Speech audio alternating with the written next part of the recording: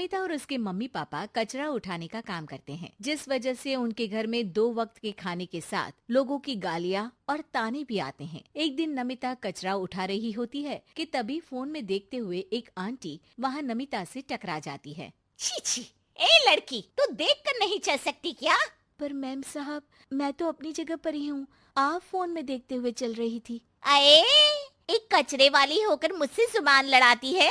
अब घर जाकर दोबारा नहाना पड़ेगा, पूरा गंदा कर दिया। कितनी बदबू आ रही है। ऐसा बोलते हुए आंटी वहाँ से चली जाती है और उनकी बातों से दुखी नमिता आंखों में आंसू लिए काम करती रहती है। इसी तरह दिन बीतते हैं और एक दोपहर नमिता अपनी मस्ती में गाना गुनगुनाते हुए कचरा इकट्ठा कर रही होती है कि तभी जिंदगी एक सफर है सुहाना, यहाँ कल क्या हो किसने जाना, जिंदगी। तभी उसकी टक्कर मोहन से हो जाती है। अरे देखकर काम करो।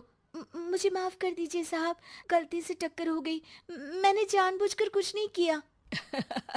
ऐसा कोई जानबूझकर भला करेगा भी क्यों, खुश नहीं होता। सोचा नहीं था कि कभी कोई मेरे साथ इतने अच्छे से बात करेगा। अरे जो नहीं करता वो इंसान कहलाने के लायक नहीं, तुम्हें उनके बारे में सोचना तक नहीं चाहिए। मोहन वहाँ से चला जाता है और नमिता उसकी बात को सोचते हुए दोबारा काम पर लग जाती है। इसी तरह समय बीतता रहता है। एक सर्दियों की सुबह कचरा उठाते हुए नमिता ठंड की वजह से पास के घर की सीढ़ियों पर ओत लेकर बैठ जाती है। कुछ ही देर बाद उस घर की मालकिन वहाँ आ जाती है। हाय तौबा, मेरा सारा घर गंदा कर दिया। अरे मैं घर के सामने गंदगी नहीं होने देती और तू पूरी की पूरी गंदगी मेरे घर की सीढ़ियों पर ही आकर बैठ गई। मालकिन, ठंड बहुत है इसलिए कुछ देर बैठ गई, अभी चली जाती हूँ और सफाई भी कर दूंगी।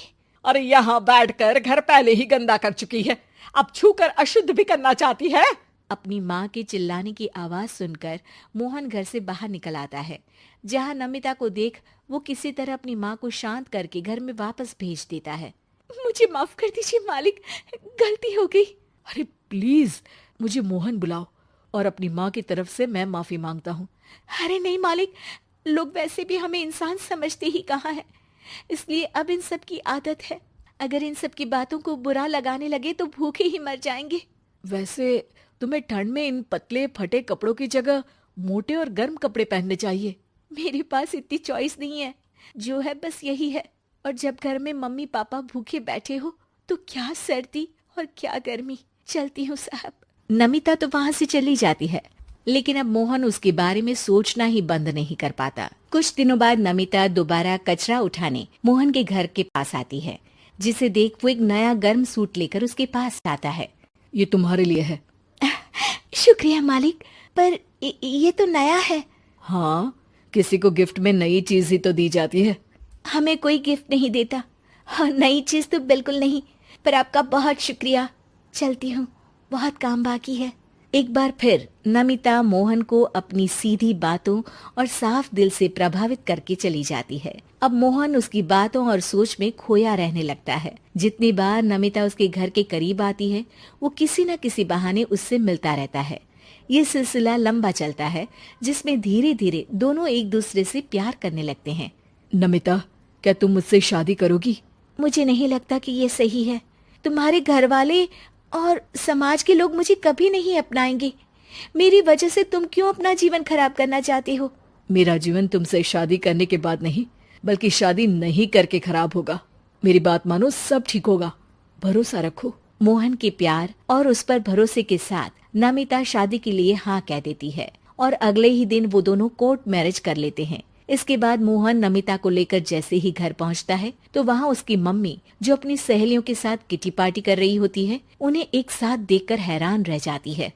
हाय राम, कल मुही करम जली, तुझे एक दिन सीढ़ियों पर बैठने के लिए कुछ जरा बहुत बोल क्या दिया। तूने तो बदला लेने के लिए मेरा बेटा ही फंसा लिया। अरे जिस लड़की की हमारे सामने खड़े तक होने की औकात नहीं, मोहन, तू सीधा उससे शादी करके घर के अंदर ही ले आया।